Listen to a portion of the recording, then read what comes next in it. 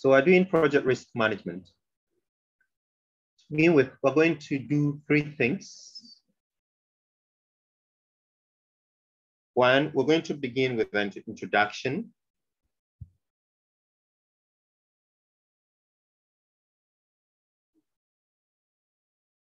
Introduction to projects risk management. But with that introduction, we're going to look at certain basic key concepts. So under the introduction, we'll look at key concepts.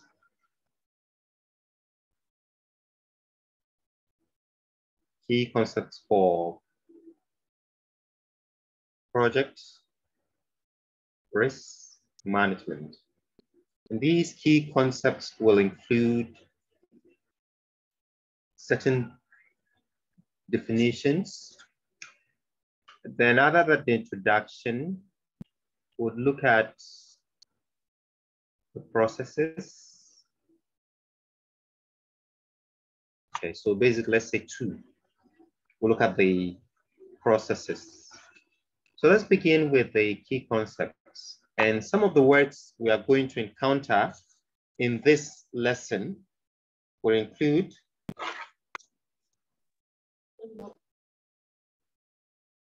we are going to encounter words such as individual,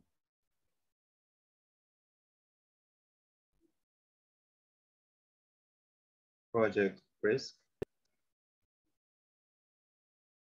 and the opposite, we're going to encounter overall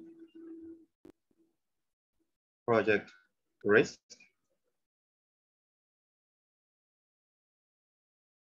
We're going to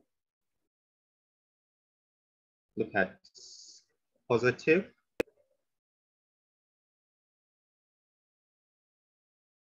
effects, negative effects. We're going to talk about enhance. We'll talk about exploit. These are some of the words we're going to encounter or avoid.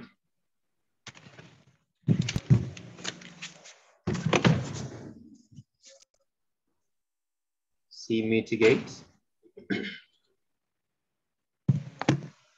Going to see levels of risk.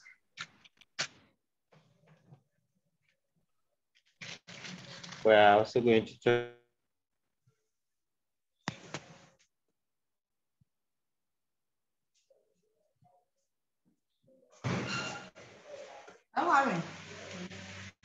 I'm not to leave. I'm talking to car.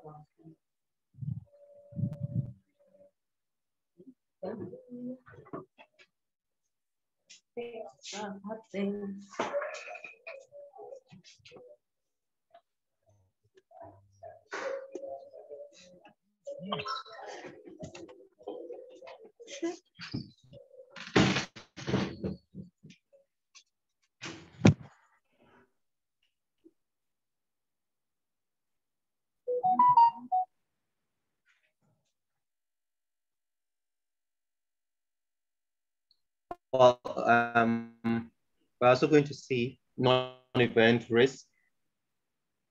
Other words would include, let me write that in white in case it enters into this one. Variability.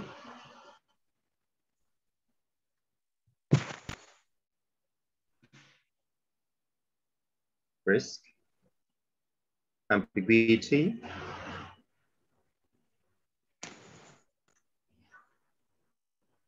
Going to be looking at some of those ones and projects.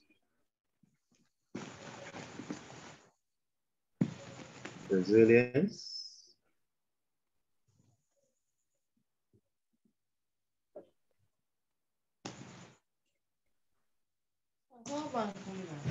And then, can you please your microphone?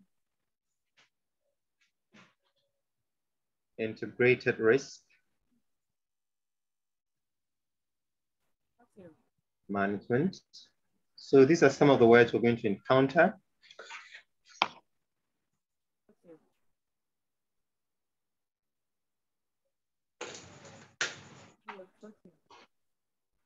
Okay.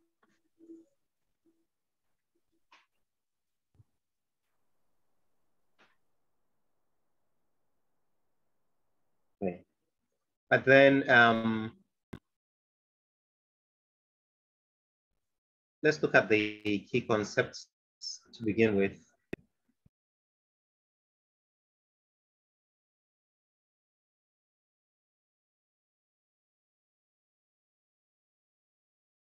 Let me also be sure that I'm recording. Okay, it's recording.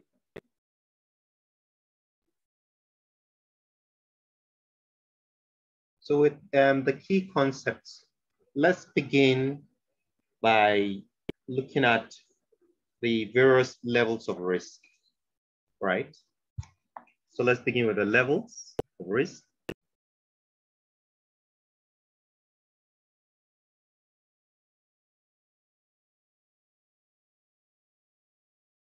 There are two main levels of risk. That is the individual and overall.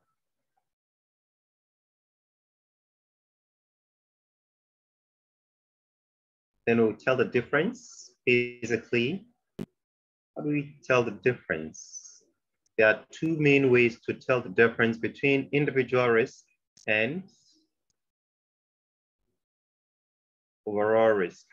One is by considering the source, and two, considering the effects.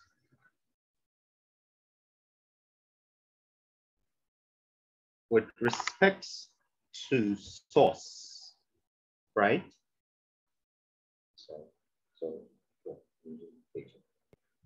Let me explain these words before we now discuss individual and overall. With respect to source, when we talk about sources of risk, there are, I think, four major sources. One, some risks are commercial.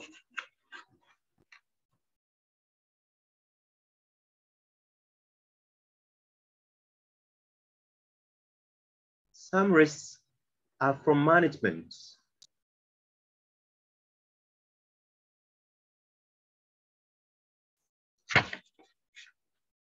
Some risks are technical. So we'll discuss this first before we talk. Once we know the various sources, then we can come back and discuss the difference between the two levels of risk. So some are, let me use rather management instead of managerial. So management risk.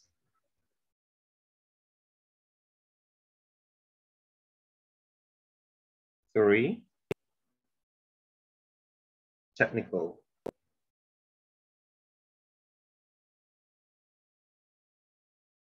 Then four, there are risks that are external to the project or the organization. Management is internal and the opposite is external. You have commercial and also technical. Now, so with respect to source, if you have maybe one or two risks affecting a particular project such that it affects only just one or two of the objectives, right? That is said to be individual risk. So at that particular level, it's individual because what? You have only few sources. So you have risk emanating from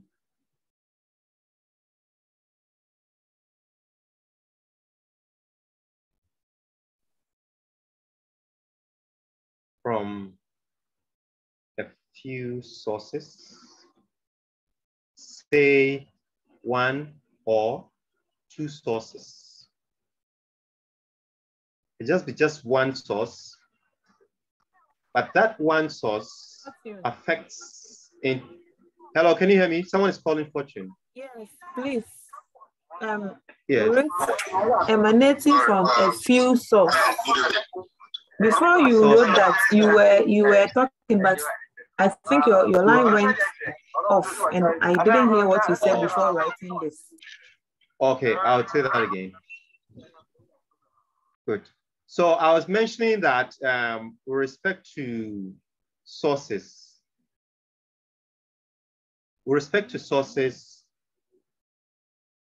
it could be from just a few or just one source. Maybe the risk in question is a technical risk, but that technical risk is not affecting the whole project. It is only affecting maybe an aspect of the project or an objective.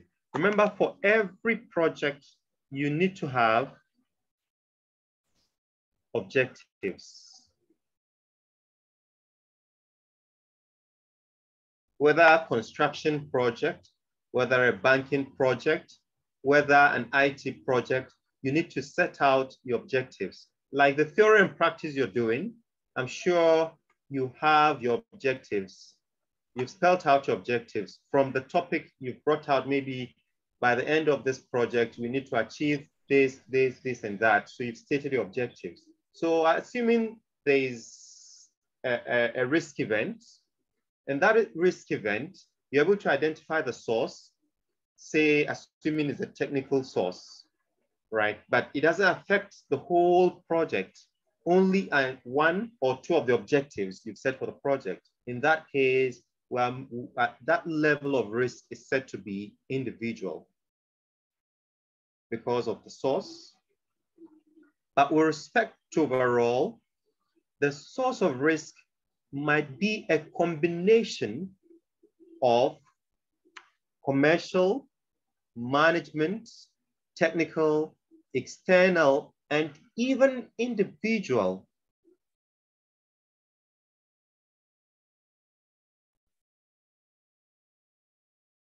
You see, it's a combination of this. So a particular risk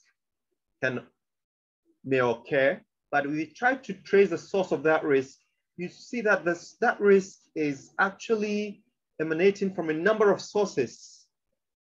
You might be able to trace that risk to say commercial. You might see that risk as a commercial risk. It might be management risk. That same risk could be technical, might also be external, or it could be a group of risk, not just one. It could be a group of risks coming together to affect the particular project. But it's such that in affecting the project, it doesn't only affect an aspect of the project, but it affects the overall project, the entire project. So that's why at this level, you say that it's overall risk, right? Because one is having several sources, several or multiple sources, right?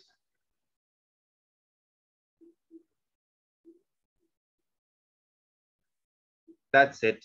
And then with respect to effects, what is the effects of such risk? For individual, the effect is usually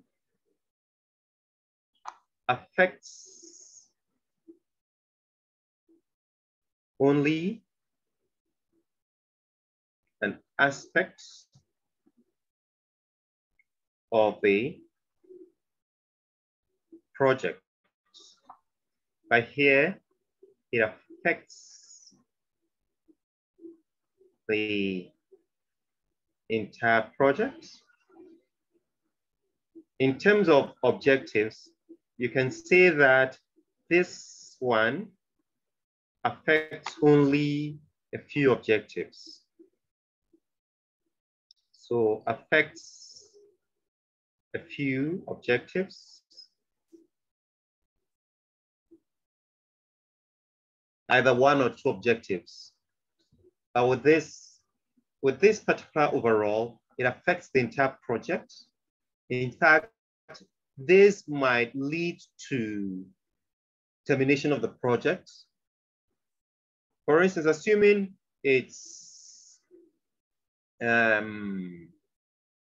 has to do with financing for a capital project, which has to do with financing, and you're all of a sudden assuming, let's assume that maybe Ukraine is sponsoring one of the projects here, right? And now they have problems. They rather need help. You think they continue, and you're probably expecting maybe the next batch of funds from Ukraine to be able to continue the project. Do you expect to get anything from Ukraine now? Obviously, no. Then what happens to the project? And imagine it's a capital project where you have so much of, you need so much of money to be able to proceed, move on to the next level. And it's not something you can just raise the money now. It might, if you have to look for other sources, it could mean that maybe the project might halt for a very long time, if not stop completely. So you see in that case, that event has affected the project, the whole project, because that project might stop for a very long time, right? Not just an aspect, the whole project might just stop, or it might just terminate the project. That project becomes a white elephant or something. You stop the project, you cannot continue the project. It's just somewhere there. Maybe like some of the schools or hospitals we have in the bushes, right? So in that case, what level of risk is that? So that risk has affected the overall project. So the level of risk is overall, but if it only affects an aspect of the project such that you're able to focus, ignore that part for now, whilst you're thinking of what to do, you're also focusing on other aspects of the project. In that case, it's only an individual level of risk. It's only individual level of risk. So that is one. Going back, you see that we've mentioned this.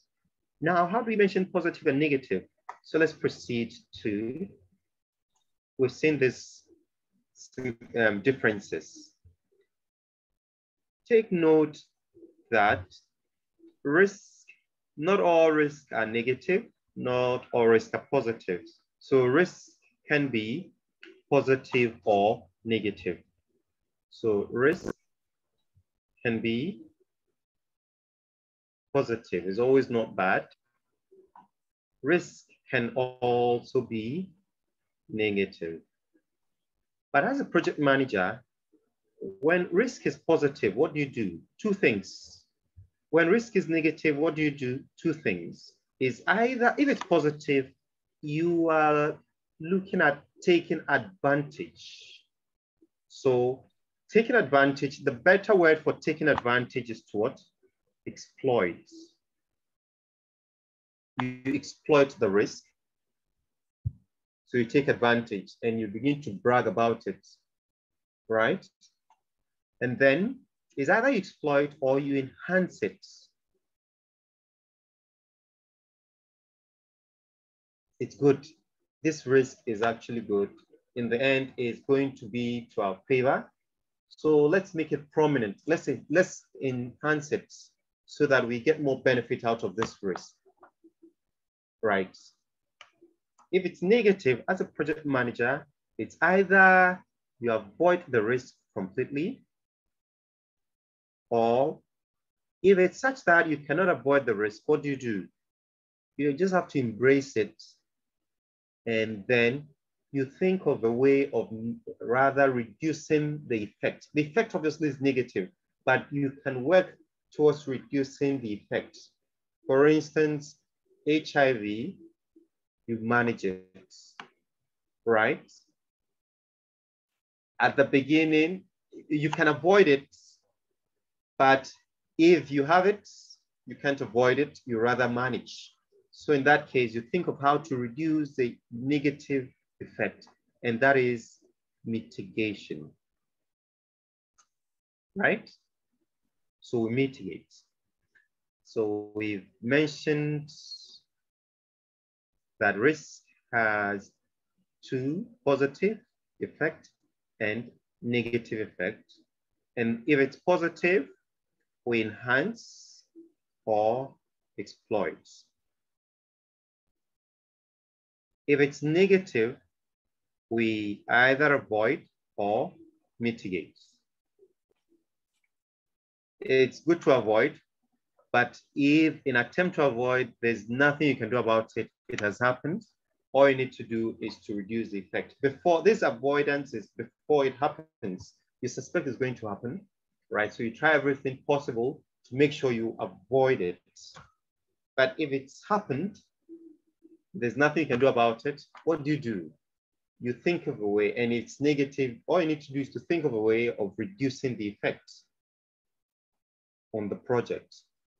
For instance, if the risk is such that it's has a negative effect, but that effect is only on one objective.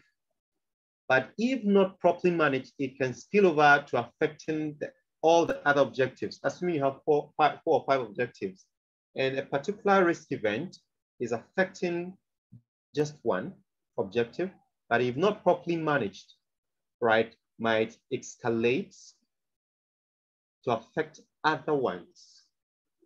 So in attempting to manage the risk so that the effect is not, the negative effect is not so much, you're mitigating. And we've also mentioned levels of risk. We said there are two levels, individual and overall. But what's the difference between event risk and non-event risk? I've mentioned a number of times events. So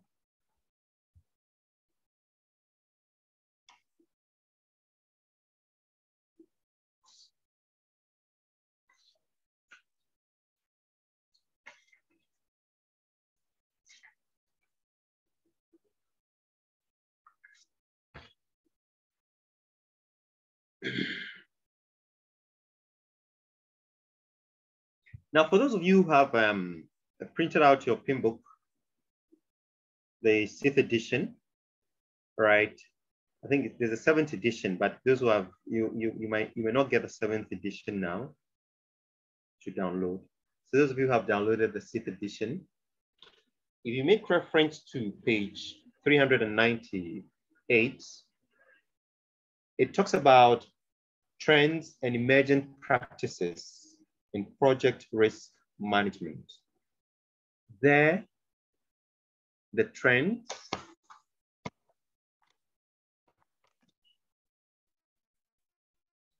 use the page again, page number. Okay, page 398. It talks about trends and emerging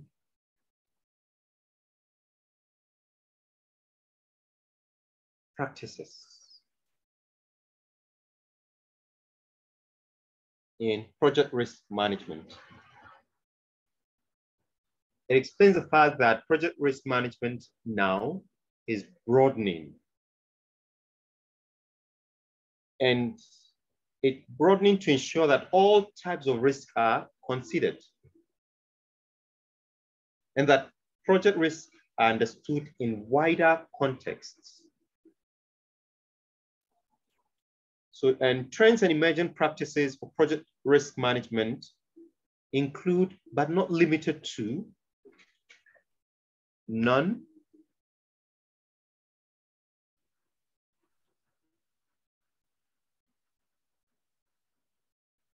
non-event and event risk. When we say non-event risk, okay, let's begin with event risk. Let's consider this example where a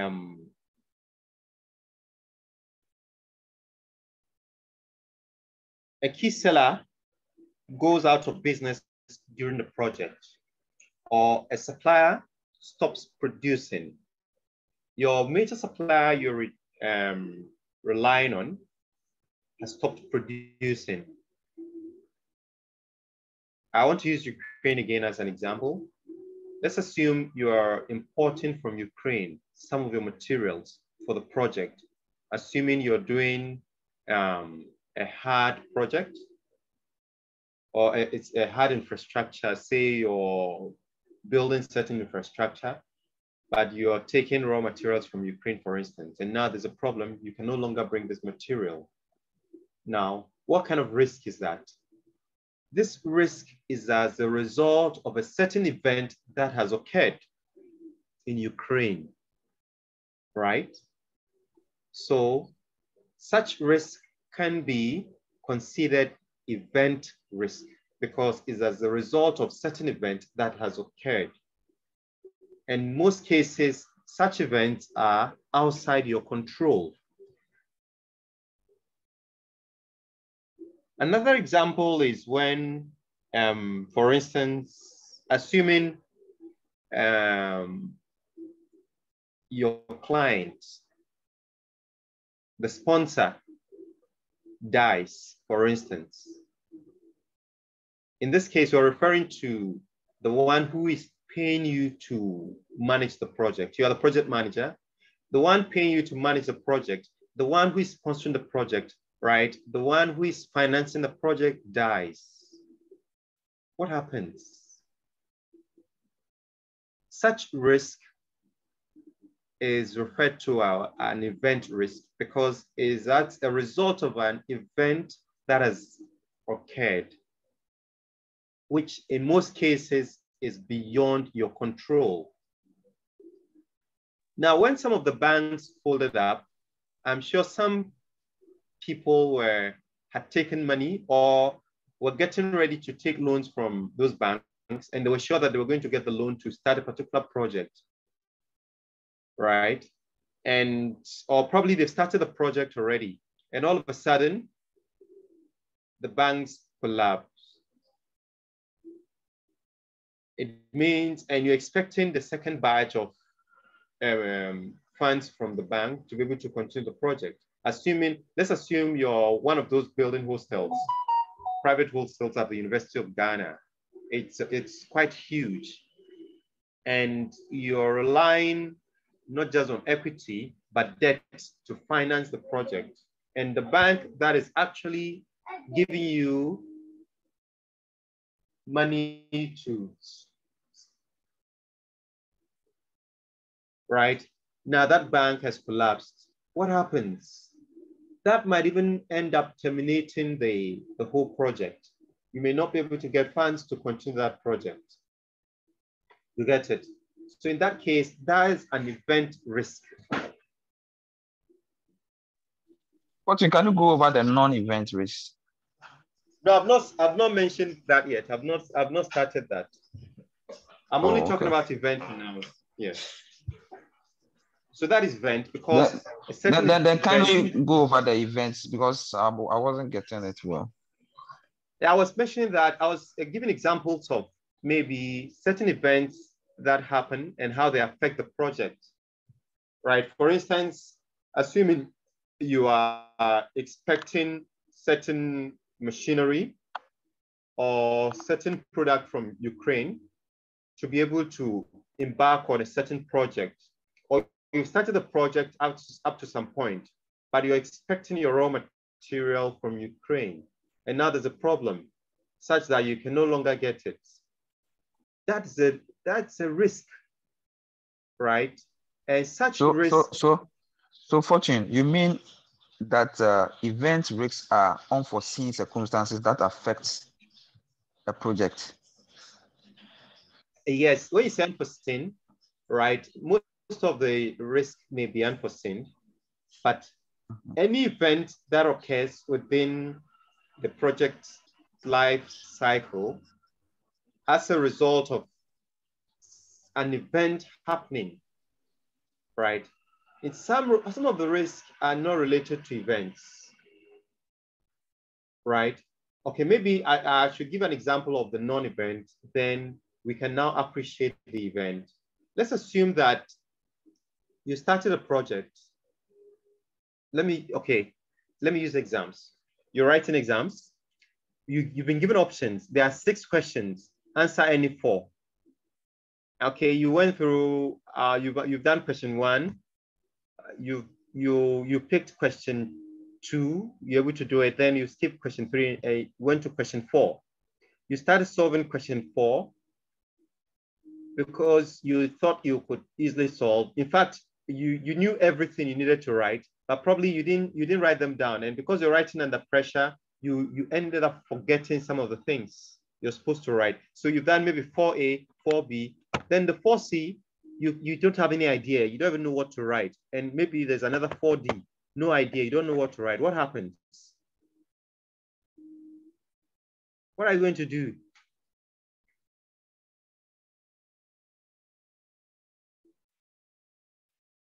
Hello?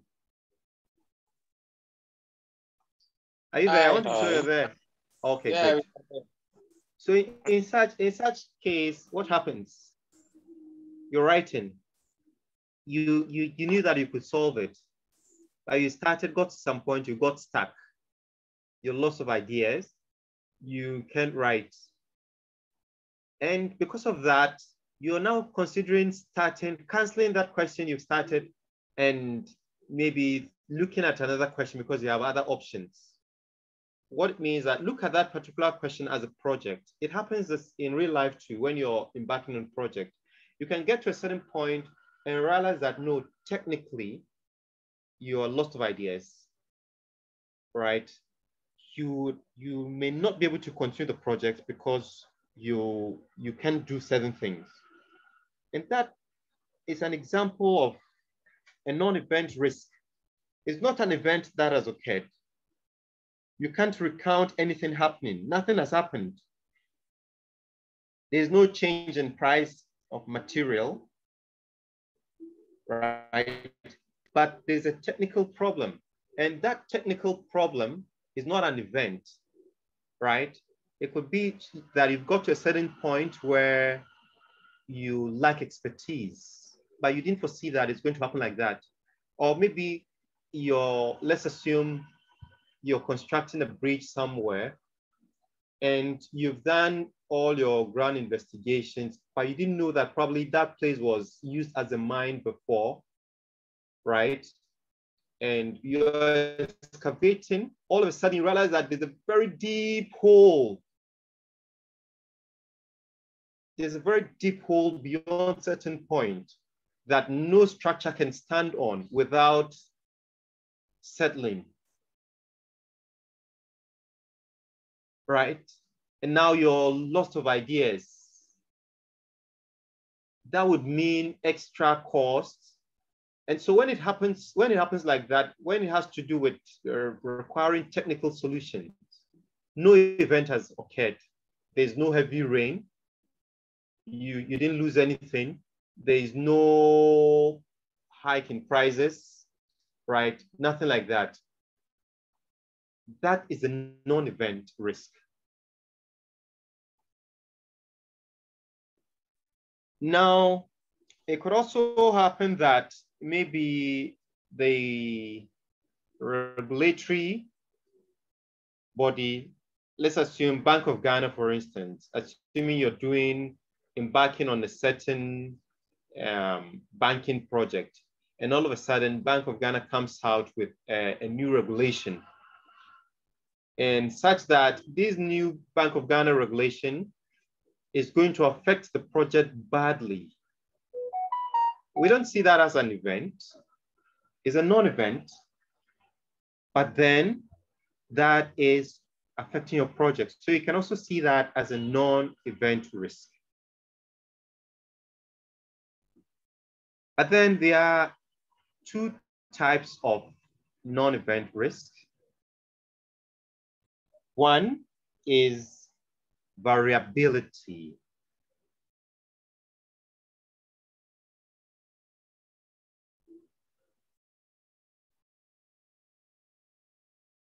variability risk, and ambiguity. Ambiguity risk. Today we're not doing calculations, so people are not asking so many questions. Okay, so variability risk and ambiguity risk. What's the difference between both of them? Are non-event risk, but even with the non-event risk, you'll be able to classify them whether it's under variability or ambiguity. Let's look at a few examples. Uncertainty exists about some key characteristics of a planned event or activity or decision. Example of this type of risk is assuming productivity. This example is straight from the Pinbook. Assuming productivity becomes above or below targets. Assuming productivity is above or below target. If productivity is above target, for instance, it's not an event. Productivity is not an event, right? It's not an event. Productivity is not an event. But if your productivity is below target, I think you're doing scheduling, right? You've scheduled and you've done your estimate, costs and all of that, but you realize that you've not completed the project. You've not even done 50% of the project, but the costs you estimated for the project that, okay, for doing 25% of the project, I should spend this amount, but you've only done 25%, you've almost spent more than half the amount you budgeted for the entire project. That's to tell you that productivity has been affected somehow. Or you expected that by the 8th month of starting the project, you would have done so.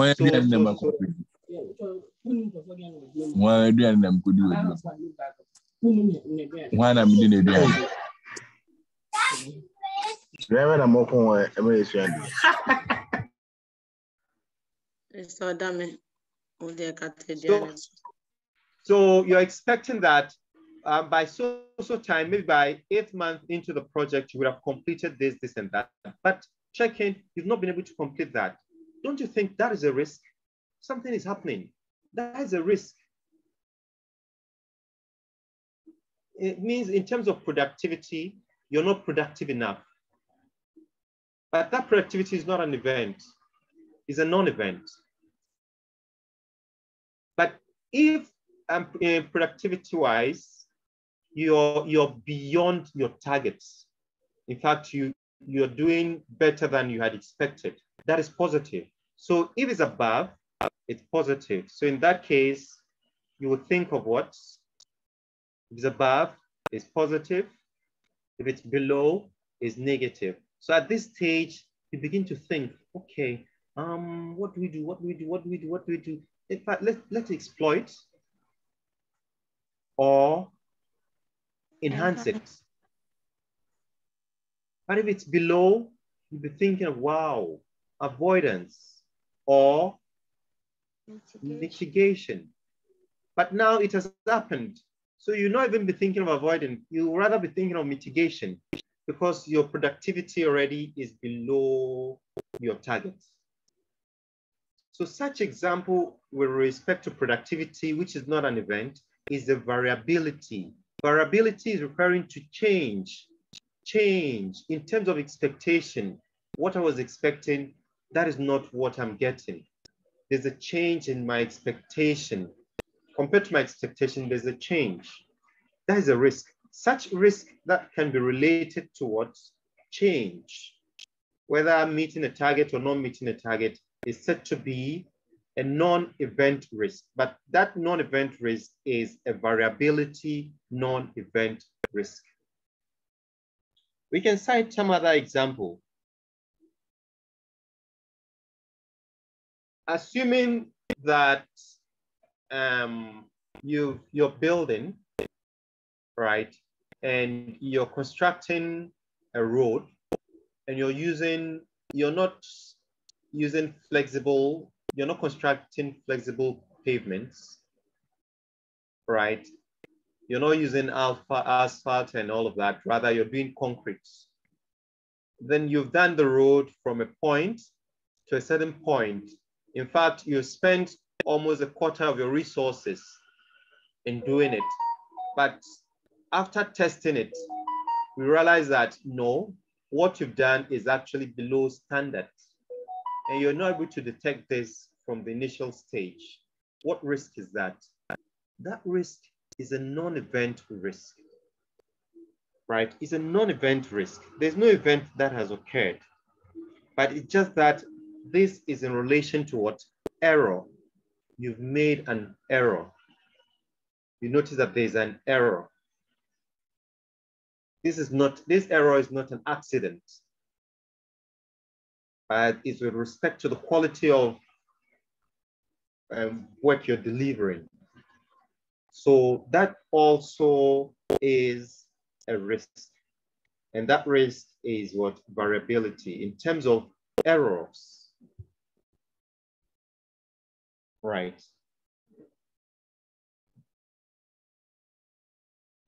Or sometimes unseasonal weather conditions may occur during the construction phase.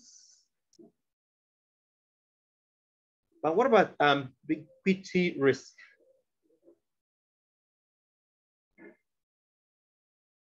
Areas of the project where imperfect knowledge might affect the project's ability to achieve its objectives include, I mentioned example before. You started the project. The example on the exam I gave is a type of ambiguity risk. You started a project and all of a sudden you get to a certain point, you're stuck, right? Not because something has happened, but in relation to technical solution. You've run out of technical solution for that particular project. You're stuck, and this problem you're having doesn't have to do with any of like financial resources and things and that, but rather technical resources, right? That can be seen as a non-event risk, but ambiguity non-event risk. We also mentioned where you set an example with, say, Bank of Ghana coming out with a new regulation, right?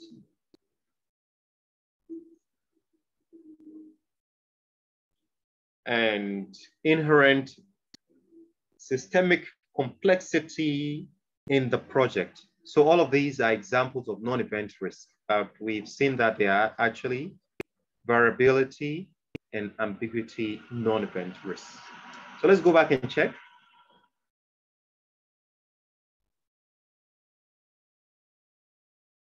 We've seen events, risk. We've seen non-event risk. In fact, we know the difference between event risk and non-event risk.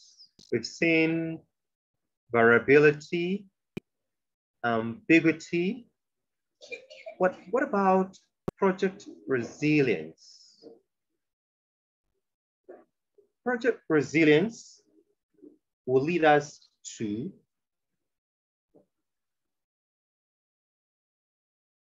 emergent risk. Some risks are emergent about that. So let's move on to, we can still use this page.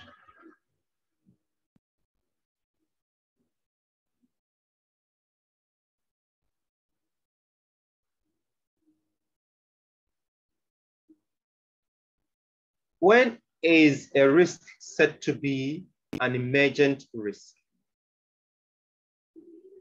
This is not in reference to emergency, but emerging.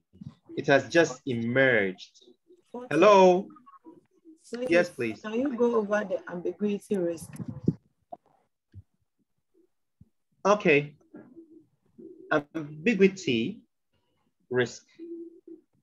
If you refer to your Pinbook, it said uncertainty exists about what might happen in the future. About what might happen in the future. For instance, in the future, the project becomes so complex that you cannot continue. Now, what might also happen if, say, government comes up with a new regulation, right? This ambiguity is in reference to what might happen that will affect the project, right? So we mentioned elements of the requirement or technical solution. Then we also mentioned future development in regulatory framework. For instance, maybe Bank of Ghana coming up with a new regulatory framework for banks, and it's such that it's likely to affect one of the projects, the banking projects you are having, right? Or you have the inherent systemic complexity in the project. Can I go ahead, please? Pardon? I wanted to ask a question, please, concerning Okay. the ambiguity. I think when you were explaining that particular event, you made mention of bad weather. I don't know whether you were linking it to one of the non-event risks, the ambiguity. Did you, please?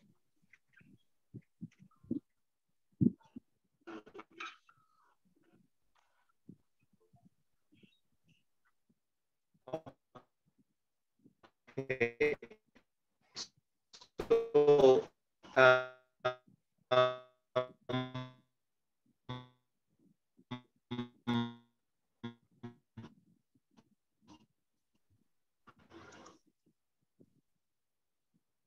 now the weather, that one we can relate it to variability.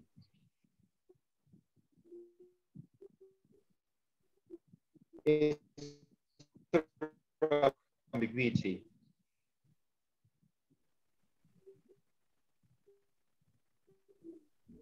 But let's try to see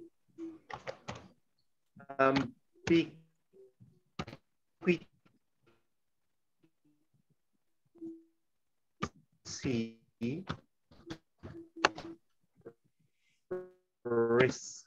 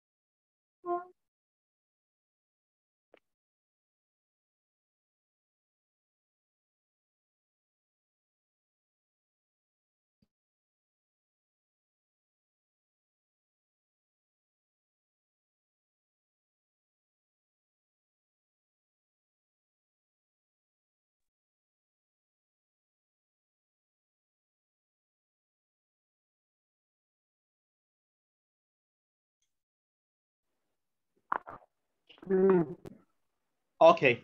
Can you see my screen? We can't see it. Yes, we can see it now. Okay, good. I went off briefly. It's the network, that's bad. Now, ambiguity risks are due to a knowledge gap. Very to hear you.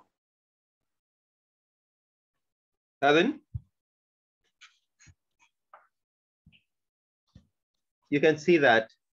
For example, we don't know whether the regulatory agency will approve the plan. That's a risk.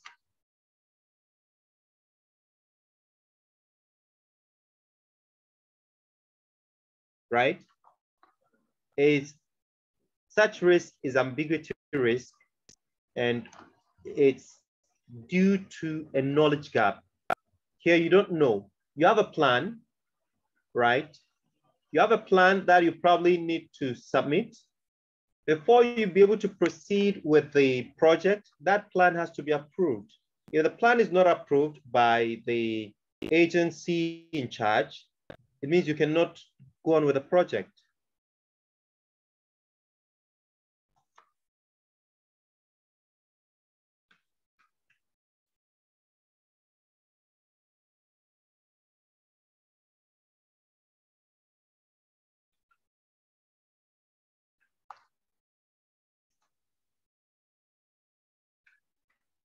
Okay, let's see this one quickly.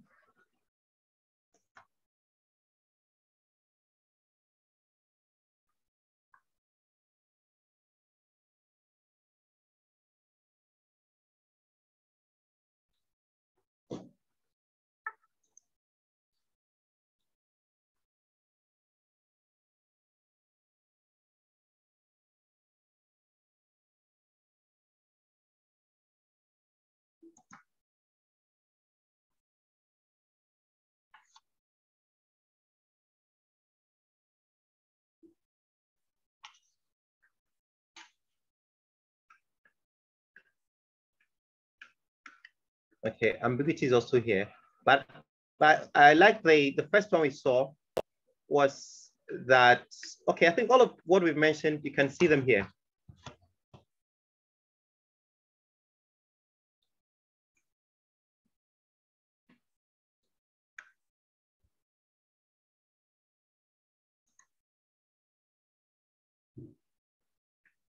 But all of what we've mentioned, 4 types of risk we've mentioned these ones.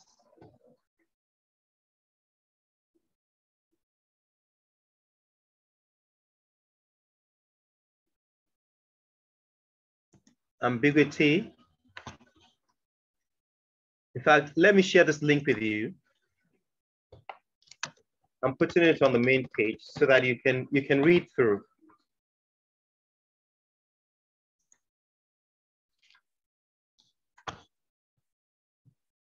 And so that you see a comparison of variability, events, ambiguity, and emergent. Now we are to discuss emergent, right? But ambiguity, take note that ambiguity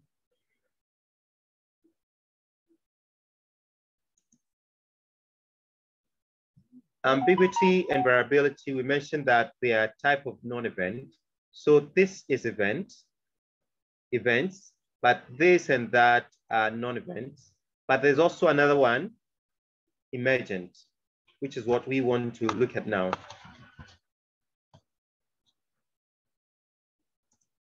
So let me share this link quickly.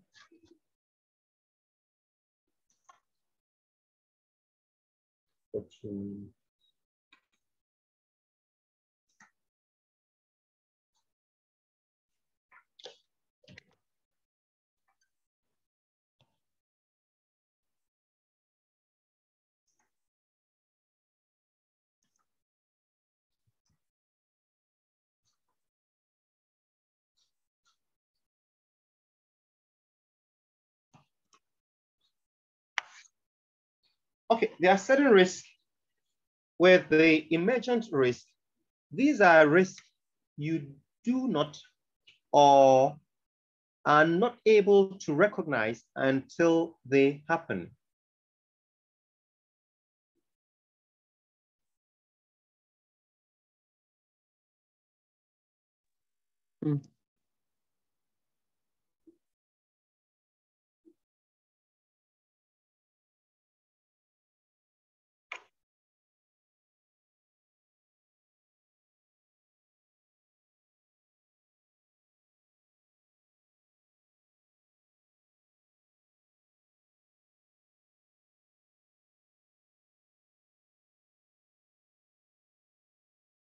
In other words, these are risks that can only be recognized after they have occurred. Now, you know, at some point in risk management, you need to identify risk. But you've done everything possible to identify all the risks, right? But in the middle of the project, all of a sudden, something happens. That risk that happened, you hadn't foreseen that risk.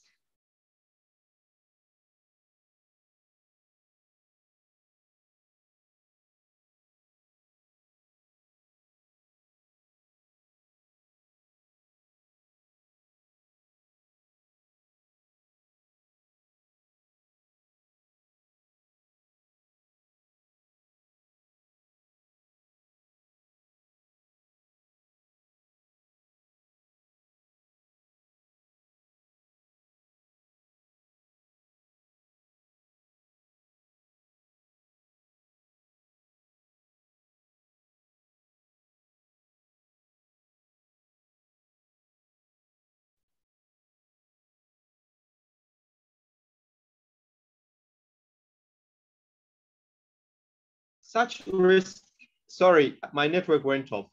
Such risks are referred to as emergent risk. You only recognize them once they have happened, right? But how do you tackle, this brings us to the point where we talk about tackling such, how do you tackle such risk? Tackling emergent risk. How do you tackle emergent risk?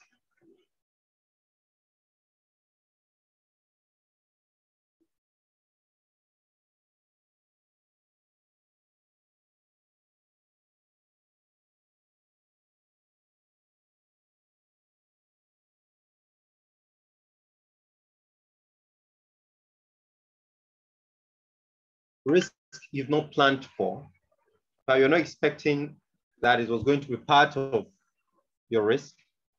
One is to ensure that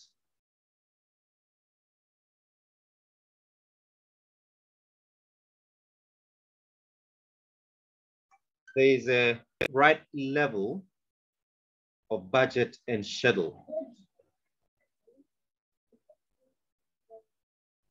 What is that?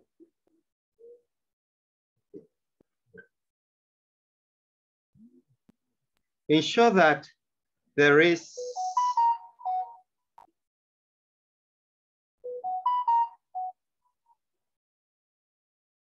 right level of budget and schedule contingency. Right level of budget and schedule contingency. So it means you have extra set aside to tackle emergent risk. Risk that you are not able to recognize until they have happened. Two, you can design the project such that it is flexible enough, that the processes are flexible, that can cope with emergent risk whilst maintaining the overall direction towards project goals. you have a target. So assuming you're leaving A and moving to B,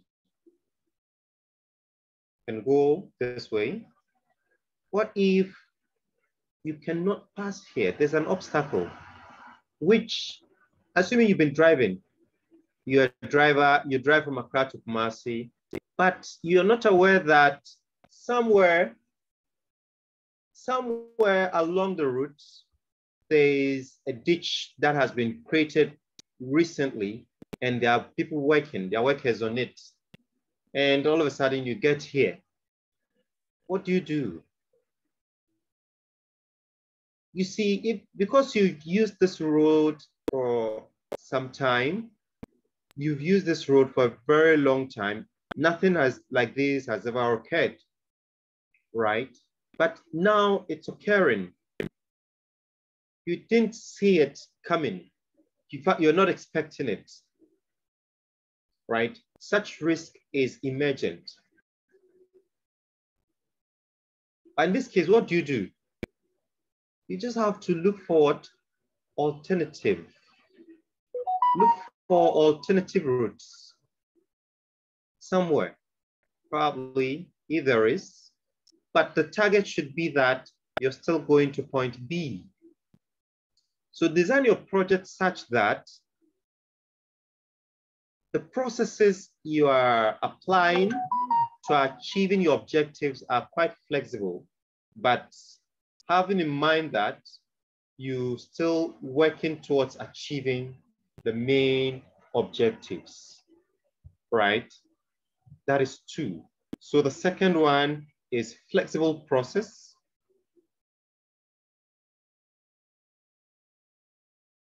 Project processes.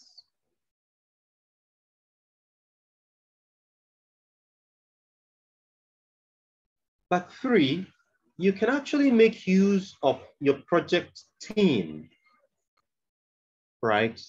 Make use of your project team to be able to tackle emergent risk that you have not seen. In fact, you've done all your calculations, all your planning, you've done everything properly, but it occurred. Can you imagine if there's a change in season, right? Maybe, you know, when it begins to rain every year, and it's been like that for several years, and you know when the rainy season stops, but all of a sudden, probably due to global warming, there's a change in the season. When you're expecting the rain to start, that's not when it's starting or stopping. And that ends up affecting your project. So here we're told that you need to empower the project team to have very clear objectives. And that is trusted to get the job done within agreed upon limits. Then we're talking about creating powerful project team such that irrespective of whatever happens, you trust that they would do the job. No matter what happens, they would do the job. So empower them. Empower the project team.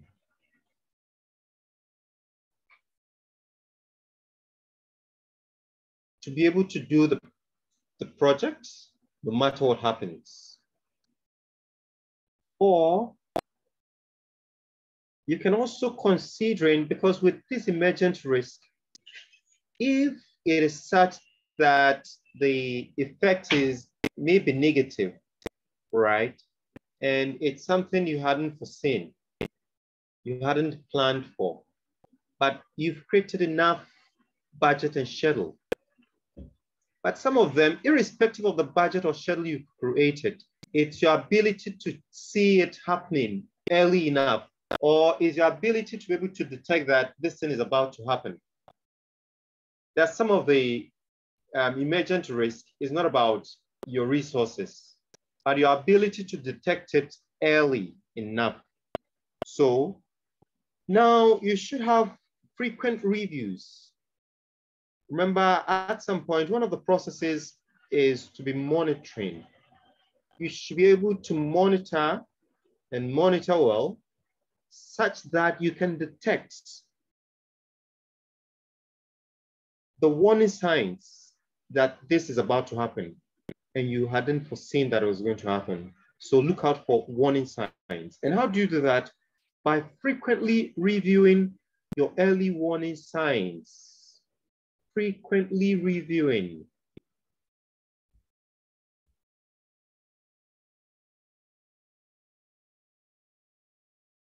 Early warning signs.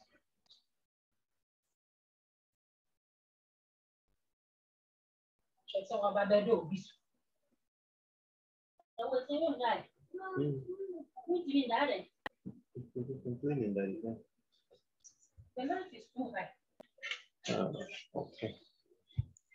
And then another one is to have very clear input from stakeholders. Remember, stakeholders play a key role in helping to identify risk. So clear input from stakeholder to clarify areas where the project scope or strategy can be adjusted in response to emergent risk. Right. So what aspect of the project, discuss with the stakeholders, what aspect of the project scope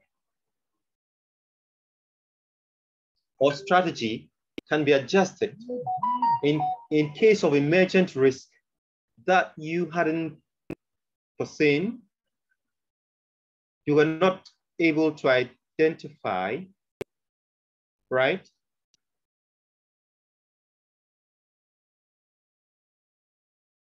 So that's it. Now we are done with, let's go back and see what we've done so far. Okay, so I've not still talked about emergent risk, but that's what I'm explaining. I'm sorry, project resilience. Now, the ability for any project to be able to withstand emergent risk is what we refer to what project resilience. That ability. Would the project easily crumble, or that project would be able to withstand the risk? So it depends on how tough you have designed your project to withstand anything that comes. So that resilience is that ability for the project to, is like the project can stretch, bend, withstand anything that comes. So how well is this project able to do that? So that's what is referred to as the resilience. Right, so we've also looked at, so let me mark that part. Project resilience. With respect to integrated risk management, now you just need to know how to manage risk through integrated risk management. Now, you should be able to know, okay, this particular risk, I think we can allocate this risk to just one person. This one person can own this risk and manage it well. Okay, or let's say 2 people within the team. Let's say 2 or 3 people within the project team can own that risk and manage it. Or do we need the entire project team to do that? Including entire project team, including the project manager, to be able to manage this risk? Or is it that none of these people or the team cannot manage? In fact, this risk goes beyond the project team. What do? We talk about escalation. Yes.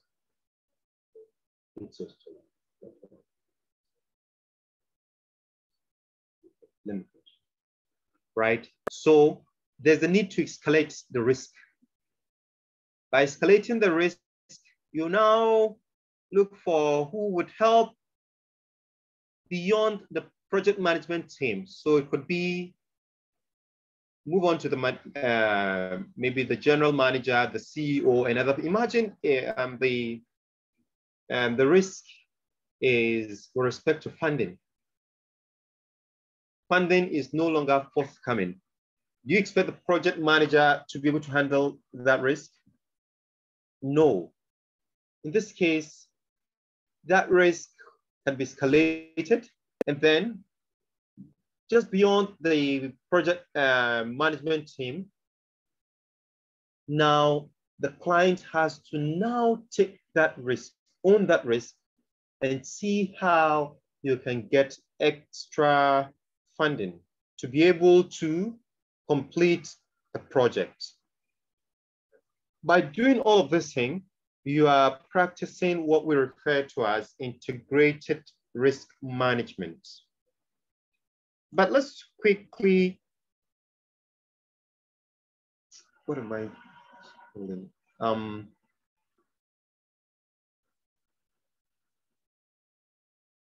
Okay, here, I want to open this one. Let's look at integrated risk management.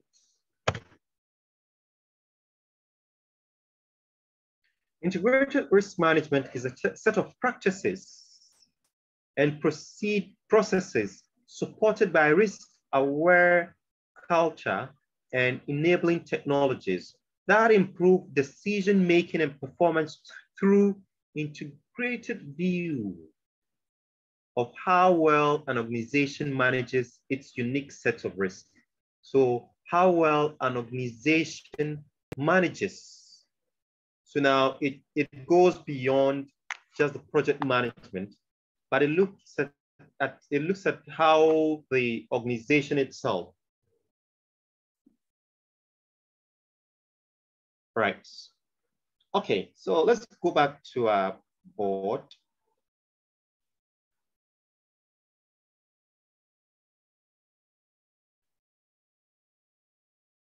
Integrated risk management. We've talked about emergence. We've exhausted all of these words. So now we can now look at the processes of risk management. There are 7 of them. And if you are asked about the processes, we need to know these processes in the order with which we're making this presentation. 1, risk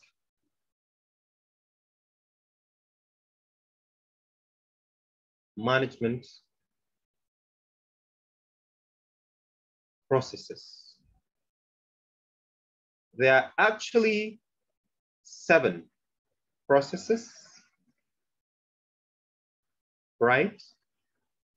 So let me write that as step 1. What do you do first? You have to first plan risk management.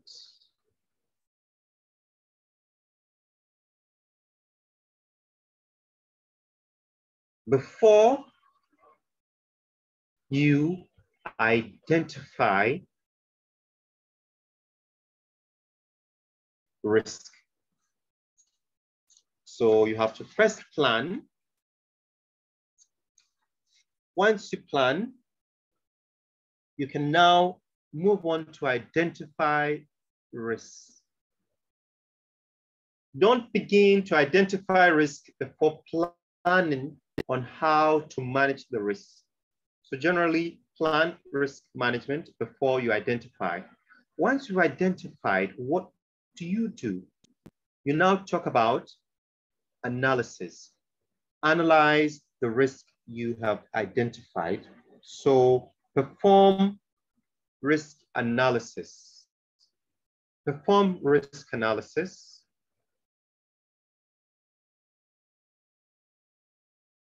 Don't perform risk analysis if you do not know, if you haven't identified the risk. So it means you have to identify the risk before you perform risk analysis. Perform risk analysis. But how do you do that? There are two ways of performing risk analysis. Is either you do qualitative, so you perform qualitative first, qualitative risk analysis before quantitative risk analysis.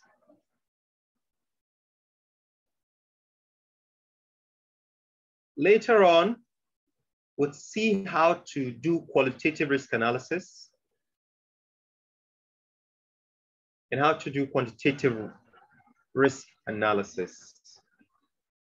And remember your theory and practice project you're carrying out, where you're likely to make presentations before end of semester, where you submit your final end of semester project and you defend it as a group, right?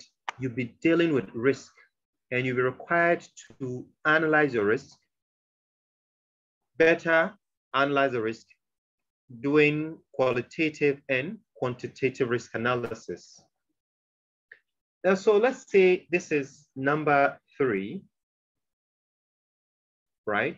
Step 3 and step number 4. Now that you've carried out the analysis, why did you actually carry out the analysis? Because you want to know how to respond to the risk.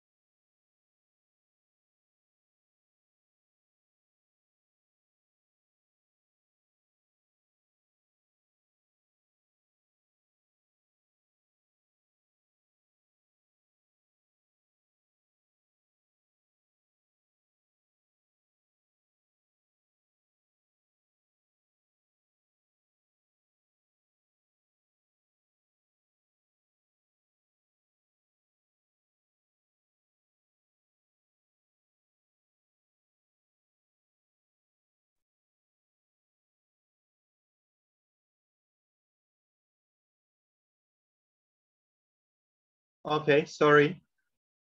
The network went bad. Okay. So having done your analysis, you're supposed to plan risk responses.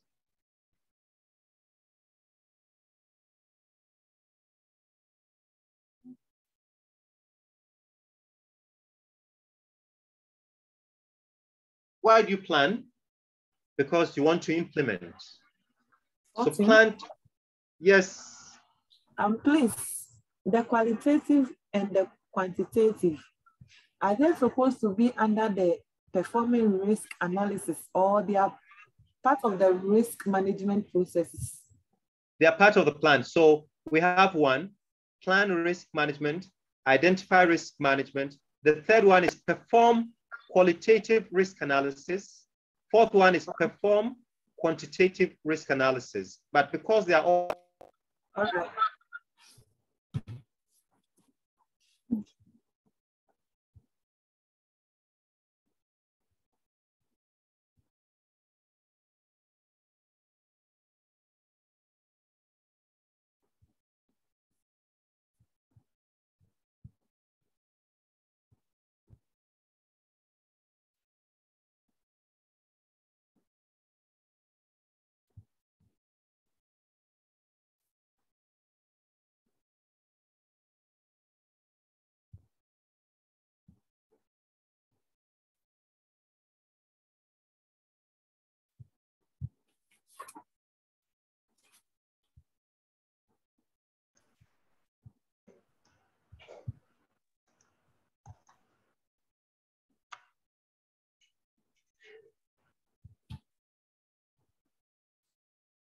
okay. Today the network is tripping off and on, but I think we're still flowing. So you plan, step 5 is to plan risk responses. And step 6, after planning this risk responses, what do? You need to implement, right? So implement the risk responses.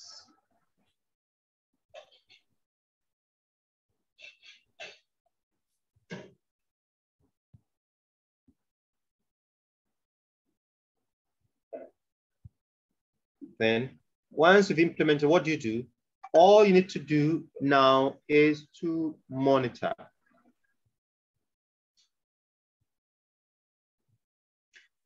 Monitor risks. Now, this could be a multiple choice question where you may be asked, which of the following is the correct order of risk management processes? Now they'll outline them in straight line: plan risk management, identify risk, then plan risk responses. Then they'll come back to perform risk analysis and things. No. Take note that it must be in order. You must plan risk responses before you implement the responses, right? You must identify risk before you even do analysis of the risk. You must plan risk management before you even monitor risk. You don't say you're monitoring risk when you've not even planned the risk management. Is that right?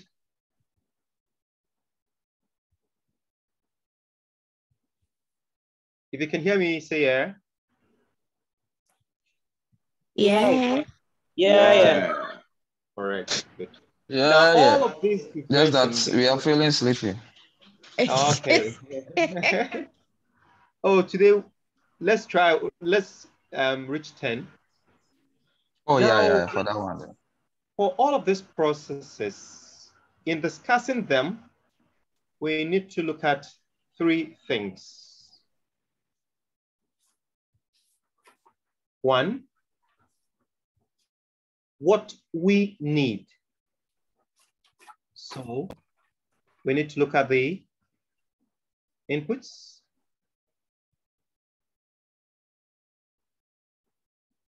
2, we need to look at the tools we need and techniques.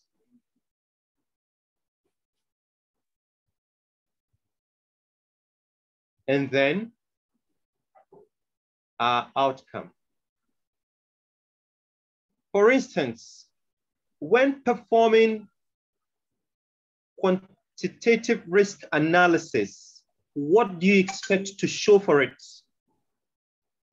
What do you expect to show that you've performed quantitative risk analysis? That is the outcome. What do you need to be able to perform quantitative risk analysis? Those are the tools and techniques. But what about in terms of documents and co? Right? What kind of document do you need? 14. Can you go back? Yeah. To which one? Between the quantitative and the qualitative. Yes, I was citing an example. I said for each of this one, let's say we talk about plan risk management. We still need to consider three things. One is, what inputs do we need? Two, what tools, apart from the inputs, what tools and techniques do we need? And then what are our expected outcomes? So I mentioned, for instance, assuming you're to perform qualitative risk analysis, what do you show for it at the end? What are you going to show for it that you've performed qualitative risk analysis, quantitative risk analysis?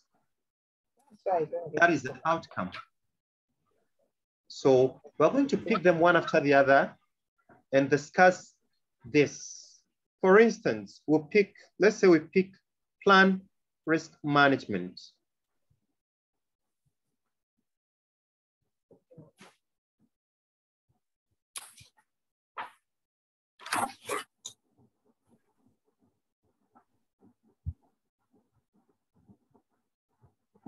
Plan risk management.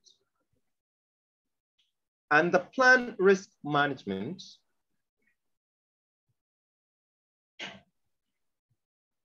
what inputs do we need?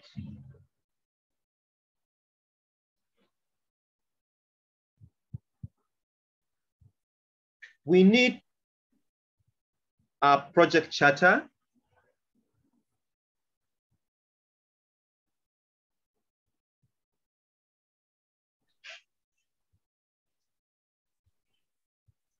Two,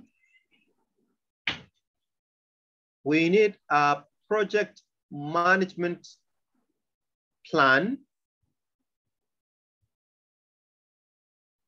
Three, we need project documents.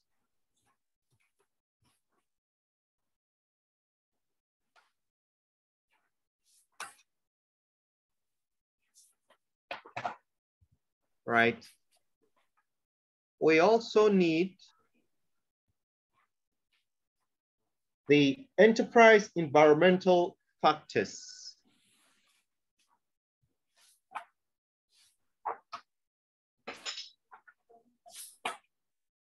Enterprise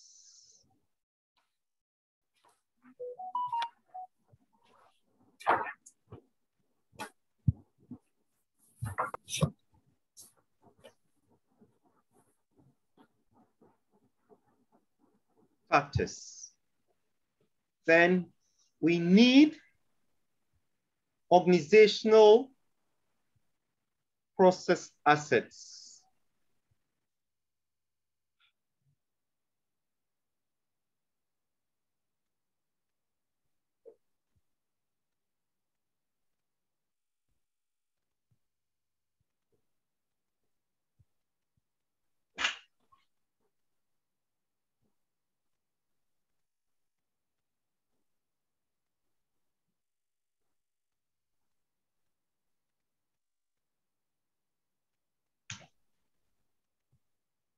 Then what tools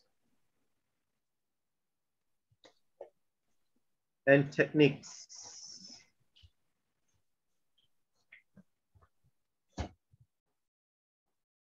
do we require?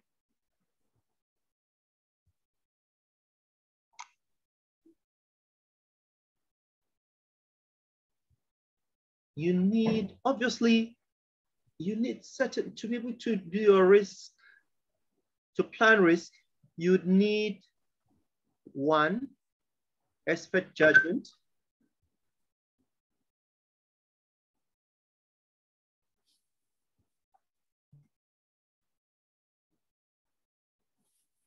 Two, you'd be able to have that ability to analyze data. So data analysis.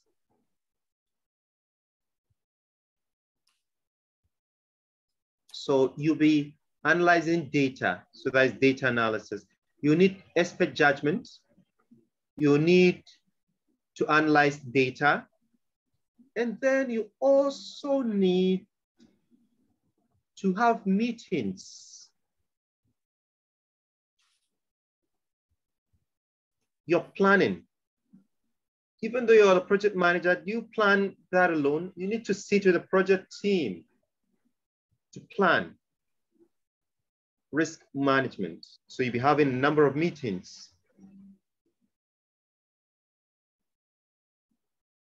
And then,